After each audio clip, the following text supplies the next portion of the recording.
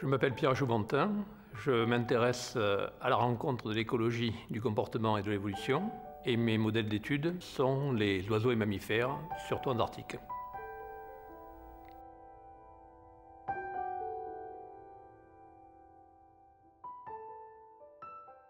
Alors d'abord, il n'y a pas qu'un manchot, il y a plusieurs espèces.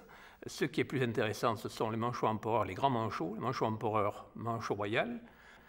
Lorsque je suis arrivé en Antarctique, j'ai été surpris que les animaux puissent se reconnaître alors qu'on n'avait pas l'impression qu'ils avaient de repères.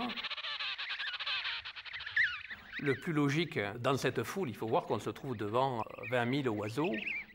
Au départ, on disait qu'ils ne se retrouvent pas, tout simplement. Et puis, en fin de compte, on s'est rendu compte, en les marquant individuellement, que le mâle retrouve la femelle et ensuite échange le l'œuf ou le poussin, etc. Donc, c'est très codé.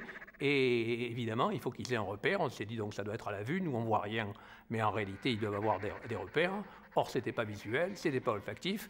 Et on a prouvé que c'était uniquement acoustique, c'est-à-dire qu'ils ont dans chaque chant de manchot est un code, c'est une signature vocale, et donc chacun crie différemment.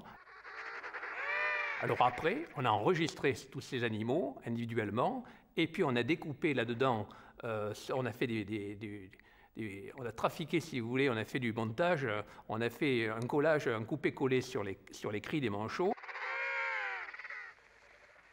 Et on a montré comme ça qu'en réalité, c'était la mélodie, c'est-à-dire la variation de fréquence dans le temps, qui, exactement comme si vous avez un portable avec vous, si vous avez un téléphone fixe, eh bien vous retrouvez avec une seule sonnerie, il n'y a pas de problème puisqu'il n'y a pas de confusion. Par contre, quand vous êtes avec plusieurs portables, il faut que vous ayez des sonneries différentes.